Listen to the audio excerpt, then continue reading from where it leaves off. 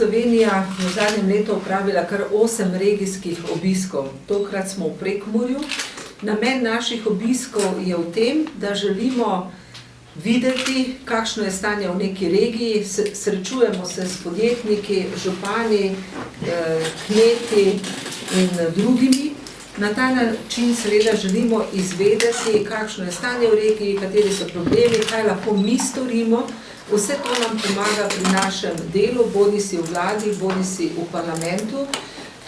Seveda želimo, da bi bili našim ljudem, našim državljanom v pomoč in da bi po naših močeh zmožnosti skušali reševati tudi aktualne probleme, pa tudi, da vse tisto, kar je dobro za to regijo, za državljane, da vnesemo tudi v naš program in skušamo uresničevati preko našega političnega udejstvovanja.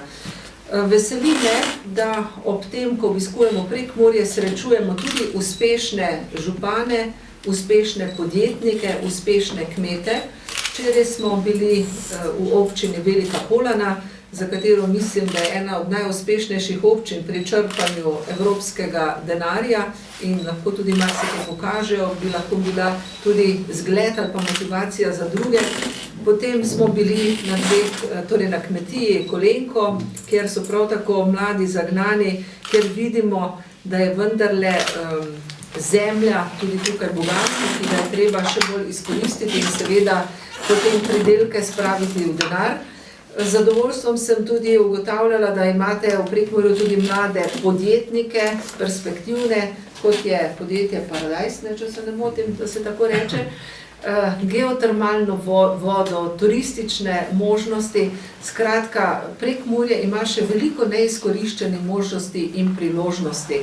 Seveda naloga politike, naloga države je, da sprejema takšno zakonodajo, takšne ukrepe, ki bodo spodbujali tako gospodarstvo, ki bodo olajšali pridobivanje različnih dovoljenj.